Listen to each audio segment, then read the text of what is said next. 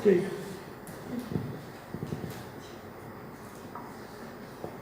Obrigado pelo convite de participar do seminário. E eu, como participei do seminário 1,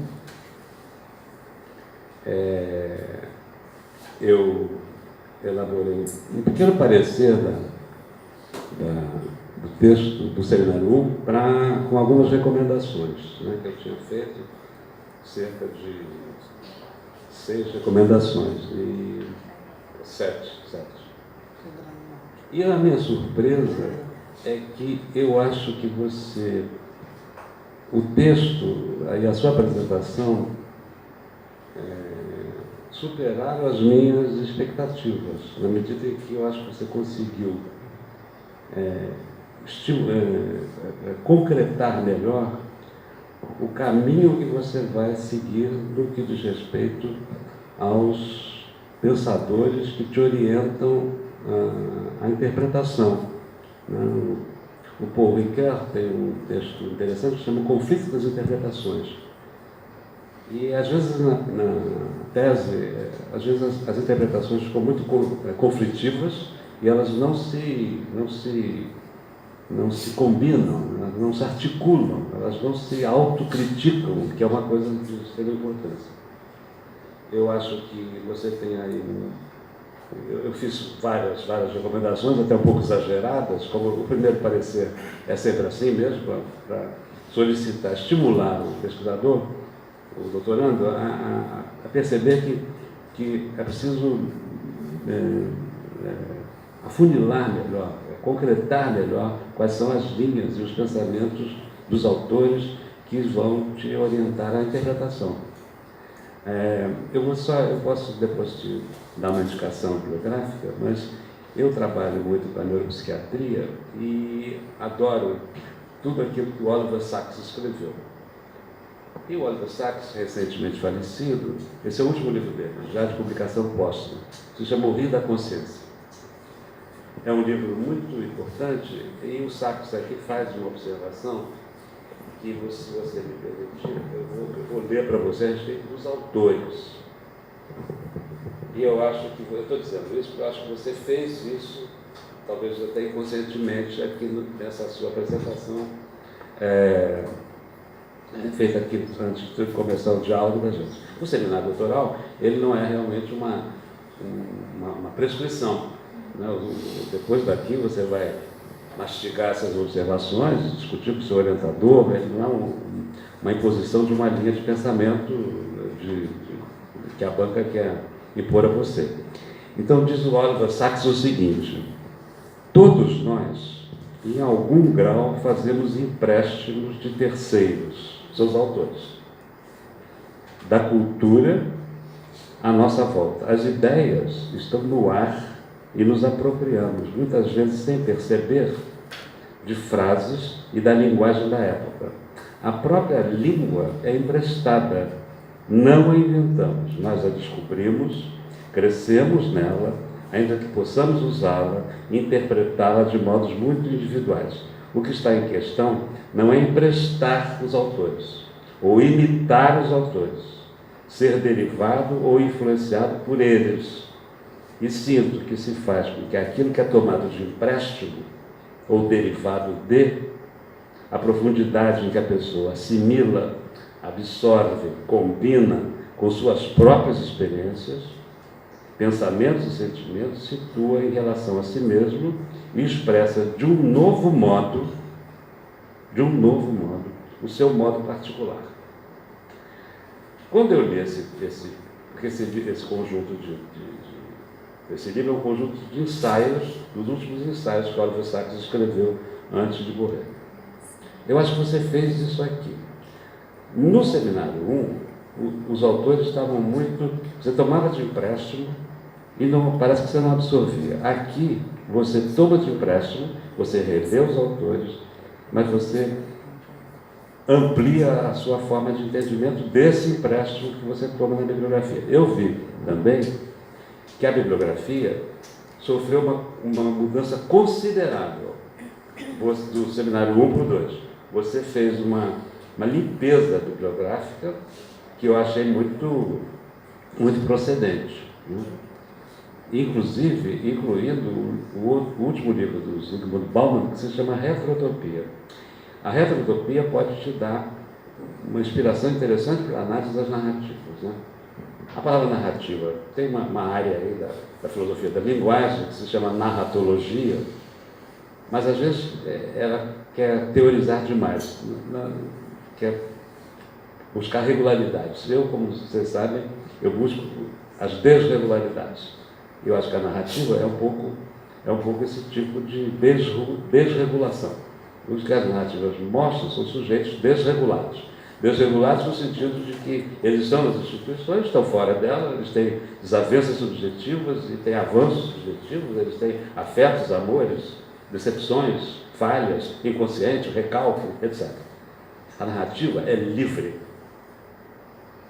A marca da narratologia é a liberdade do sujeito de falar de si. Tem um problema aqui que é esses memoriais, né? No doutorado da Fiocruz, onde eu estou, o memorial faz parte da formação propedêutica. Os doutorandos têm que elaborar, no seminário doutoral que eu ministro, um memorial. É a primeira vez que os doutorandos fazem um memorial, que não é um memorial acadêmico. Então, o memorial entra como uma obrigação didática dos doutorandos no seminário avançado de pesquisa que eu ministro. Bom, a primeira pergunta que se faz é o que se diz um memorial? Como é que faz um memorial? Eu disse, conta a sua vida, se quiser. E tem tamanho de texto? Pode escrever o que quiser também. Então, tem memoriais que, na hora que não é um memorial de concurso, às vezes, o memorial vai mais para o passado, às vezes ele enfatiza mais o presente, algumas vezes ele aponta para o futuro. Tem outros memoriais que enlaçam os três momentos. Então é muito livre, né? E a exposição dos memoriais é uma exposição coletiva. Como o grupo de doutorandos é muito pequeno, 6, 7, dá para a gente fazer um workshop dos doutorandos. Cada um vai ouvir o outro. Essa é a história do outro. Cada um vai ouvir o outro. Porque o trabalho de pesquisa sempre é um trabalho isolado, um trabalho de reflexão constante dos autores, da bibliografia, etc. Mas então, esse é o primeiro detalhe. Que eu acho que você absorveu a bibliografia, limpou muita coisa do seminário 1 e construiu uma bibliografia sólida. Eu sempre digo nesses exames, se eu fosse seu orientador, eu ainda cortava mais algumas, para dar uma unidade bibliográfica um pouco mais consistente, mas eu acho que na apresentação você demonstrou por onde você está indo, as identidades são fluidas, elas são fluxos, não há identidade fixa, e, portanto, a identidade do docente também entra nesse caminho da fluidez. Acho que você apontou muito bem. Por questões de sincronicidade, eu acho que sincronicidade, que eu digo, é um termo do Jung, vamos deixar de lado a psicanálise, mas que o procedimento de análise dos memoriais é muito próximo do procedimento da pesquisa da Fiocruz. Você pegou esse memorial longo, de 130 páginas, e qual é podemos conversar, né? Qual é a magnitude dos memoriais? Eles têm todos 130 páginas? Ou são variados? Menor, eu acho que uns 70. São grandes, hein? Nossa! Haja vida para contar, né? Engraçado isso, né? Porque eu participei dos concursos sou titular, agora na UFRN, a mulher fez um memorial de 25 páginas e virou professora titular. Longo, né? Mas o que acontece com a sincronicidade é que você adotou um procedimento que nós estamos adotando lá. Isso é que eu achei interessante, nas narrativas das trans. E você chamou de episódio, né? Gostei dessa palavra, episódio. Até vou sugerir isso lá no Rio. Porque a gente chama as narrativas, a gente pegou as narrativas, e seccionou as narrativas no que a gente está chamando provisoriamente de indutores de percepção. Então, pega a narrativa e vai recortando a narrativa pelos indutores perceptivos. A ideia da metanarrativa é juntar os indutores perceptivos numa narrativa única, tirando o José, o Antônio, o Manuel, o Pedrinho, etc. e tal. No que diz respeito ao Comitê de Ética, eu já vou te adiantar qual foi a solução da Fiocruz do Rio para o Comitê de Ética da pesquisa trans. Depois de algumas conversas, eles acharam que a narrativa não precisa do Comitê de Ética. Mas, como as narrativas também envolvem um depoimento às epidemiologistas e aos filósofos e aos psicanalistas, o Comitê de Ética disse que precisa do TCLE. O TCLE é uma forma de garantia do pesquisador. E aí que eu ia te sugerir uma possibilidade de você, além do memorial, o memorial, ela disse bem, é um texto apresentado, é um texto institucionalizável, né? Ele vai passar você para a categoria maior da universidade. Já foi muito diferente do concurso de professor titular, né? Hoje se resume a um memorial, uma arguição e ponto final. Anteriormente, os concursos de professores titulares envolviam tese, aula pública, currículo, eram públicos, universais, todo mundo podia concorrer. Agora eles são locais, pelo menos na UFRN assim, na UFRJ também. Então tirou um pouco a questão da maturidade do pesquisador, que às vezes um currículo Lattes não quer dizer absolutamente nada. É um elenco de possibilidades. E o memorial, às vezes, como esse de 25 páginas, 30, 35. Mamãe nasceu, não sei o quê, e ficava por aí. Então, essa ideia, nasci de minha mãe, né? Então, essa ideia da metanarrativa, na Fiocruz, é um pouco isso. Você juntar os indutores de percepção, tirar os sujeitos e construir uma coisa só sobre uma coisa mais generalizável, onde os depoimentos entram. Você junta os indutores, você junta os seus episódios. Quando você estava falando em episódio, parecia um filme que eu estava vendo. Se os 5 são importantes e vão talvez te dar novos episódios, e procure não buscar a regularidade dos episódios. Você está chamando de episódios, eu estou chamando de indutores de percepção, mas ver no que eles são divergentes, no que eles são reorganizatórios, etc. Eu acho que talvez você, uma sugestão, que você fizesse uma entrevista com essas pessoas. Acho que seria importante. Porque na entrevista, você pode captar dados que não estão no memorial. Dado que a peça escrita, às vezes a escrita trai muito o sujeito, né? A escrita, você quer ser tão objetivo, é um objeto de para banca de concurso, que você recalca uma coisa, não fala de outra, etc. As entrevistas, você poderia, com elas enriquecer os episódios, manter os episódios. Não precisa chamar de indutor perceptivo, não, que é uma coisa que a equipe nossa do Rio nem sabe se é assim que vai chamar.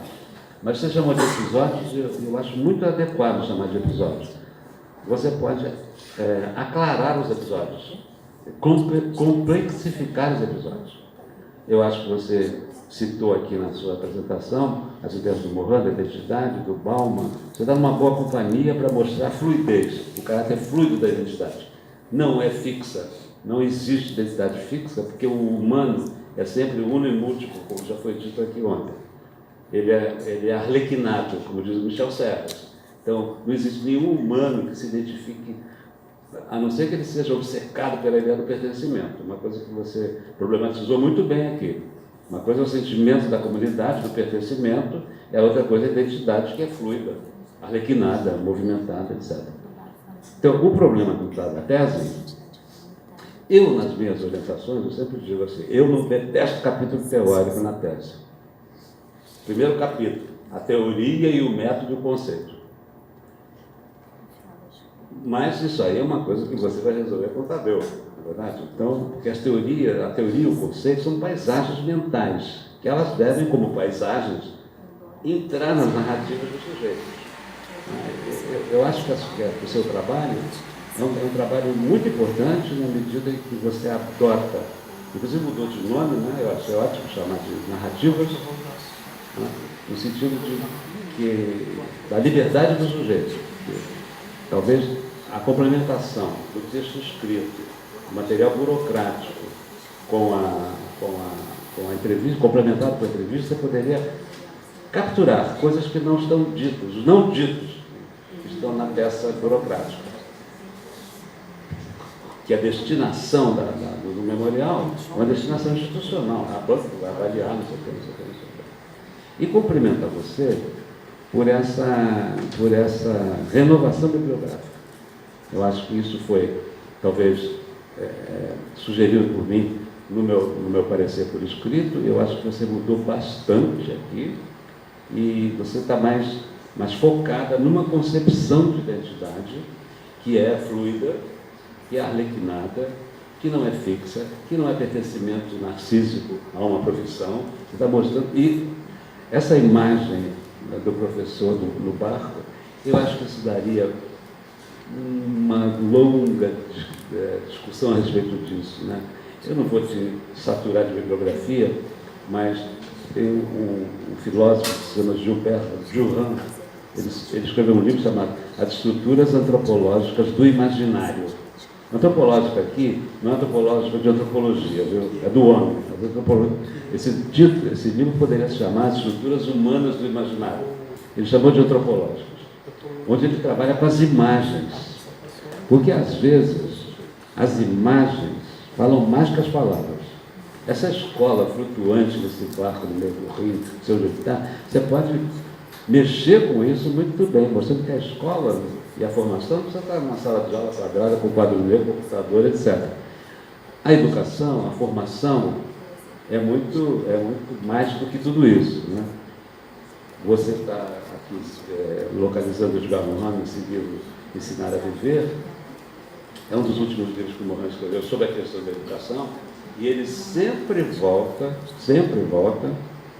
à célebre formulação do Rousseau.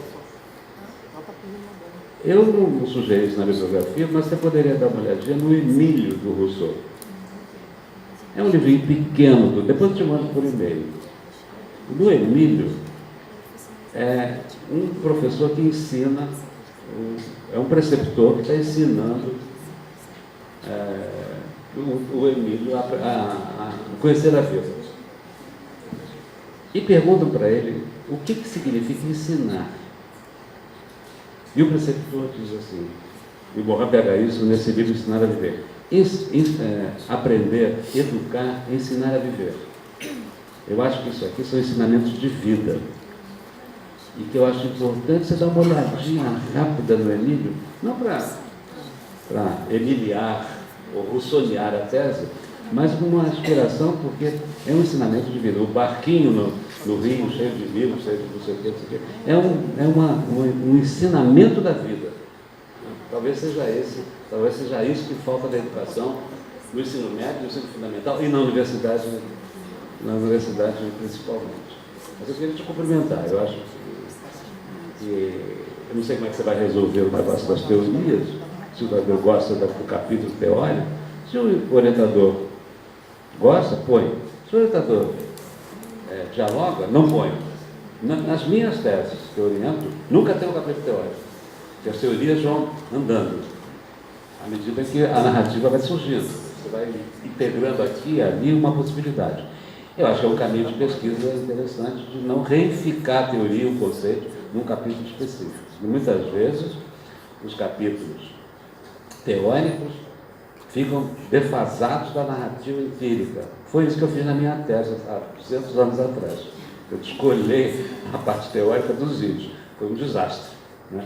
Mas hoje, vendo o mundo de outra maneira, acho que as teorias são essas paisagens mentais que ajudam a gente a repetir o que os autores disseram, a reinventar o que eles propuseram, criticá-los eventualmente e apontar novas direções. É isso que o Oliver Sacks diz aqui, que a consciência da gente é um rio, e como todo rio, ele tem caminhos, ele tem afluentes, ele tem foz, ele tem nascente, é uma multiplicidade. O rio nunca é.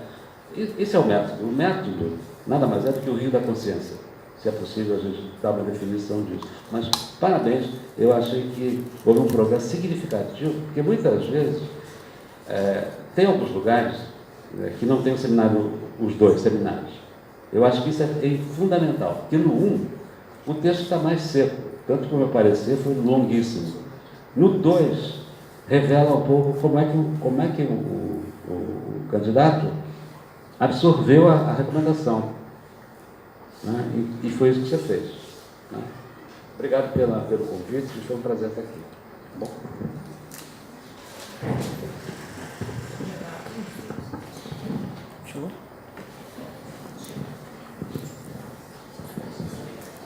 Pode puxar, Renato. Pode puxar. Bom. Bem.